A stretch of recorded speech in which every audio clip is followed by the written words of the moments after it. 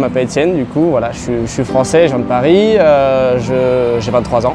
Je viens de faire une école de commerce et voilà, je voulais vivre quelque chose de différent et c'est pour ça que je suis venu en Australie avec Rance Travail pour un an. Tu veux récolter des expériences de fans et j'ai travaillé à l'Open d'Australie là pendant ces 15 jours. Et tu aurais aimé avoir un retour d'un Français qui s'est fait le déplacement directement en Australie pour travailler et vivre cet événement au cœur de l'agitation et au contact des fans.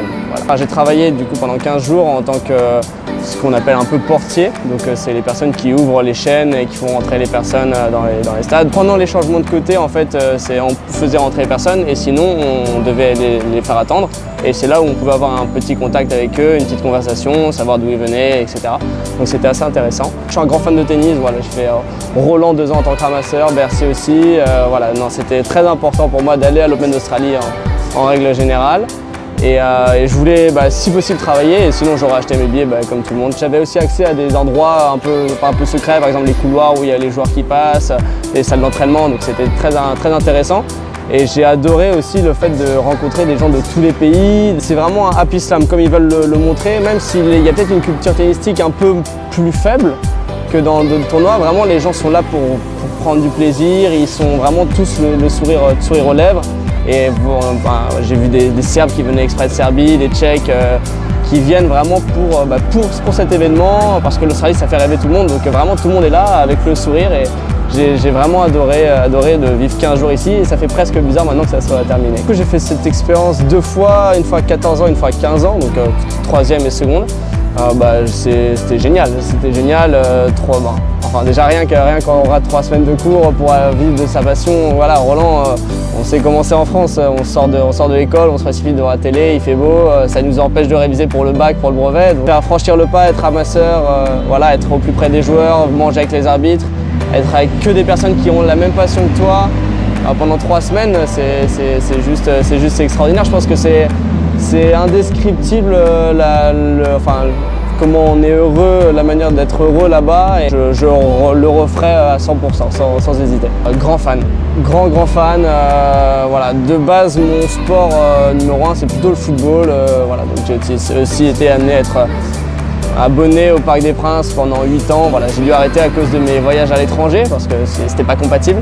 Mais voilà, grand fan, que ce soit sport collectif, sport individuel, le tennis, le foot, voilà, je suis un peu le rugby aussi. Pendant le match, c'est très compétitif, voilà, il faut gagner, on est là pour ça. C'est vraiment les mêmes valeurs, les personnes qui font les mêmes sports ont les mêmes valeurs et en dehors de ça, c'est quand même très convivial parce que voilà, tout le monde est là pour la même chose, quoi. Donc je pense que le sport est très intéressant à plein de points de vue, quoi, parce que c'est dépassement de limites, mais aussi voilà, on cherche à comprendre l'autre et les sacrifices que les personnes ont pu faire, mais aussi voilà, ce que ça représente de gagner, ce que ça représente de perdre, la peur, et voilà, il y a plein de choses qui... C'est pas juste voilà, un jeu. Le sport individuel, c'est dépassement de soi, il n'y a personne d'autre qui t'aide. Une fois que tu es sur le terrain, la combativité, la persévérance, voilà, le dépassement de soi, toujours chercher d'autres solutions. Dans le sport collectif, c'est plutôt voilà, l'entente, voilà, l'entraide qui est très importante, mais le sport en tant que tel, en dehors des joueurs, l'environnement, c'est voilà, l'acceptation de l'autre, savoir que lui aussi il a les mêmes objectifs, les mêmes valeurs et comprendre d'où vient l'autre. Je pense que le fait de vivre du sport permet d'avoir un regard différent sur qui on est, si on a des chances par rapport à d'autres. Plus il y a le France-Australie qui se profile, donc ça risque d'être très intéressant. Donc voilà, je sais pas encore où je serai exactement. Je serai en Australie normalement. C'est sûr, enfin les matchs de l'équipe de France, je serai levé, ça c'est sûr. Des matchs intéressants peut-être aussi. Après ça va dépendre, voilà, si je suis perdu dans la brousse, voilà, ça risque d'être compliqué, mais dès que je serai en mesure de le faire, oui, c'est obligatoire. C'est inscrit dans mon calendrier, il n'y a pas de problème. Je suis très tendu. Avant j'étais plus expressif et je suis plus réservé, tendu.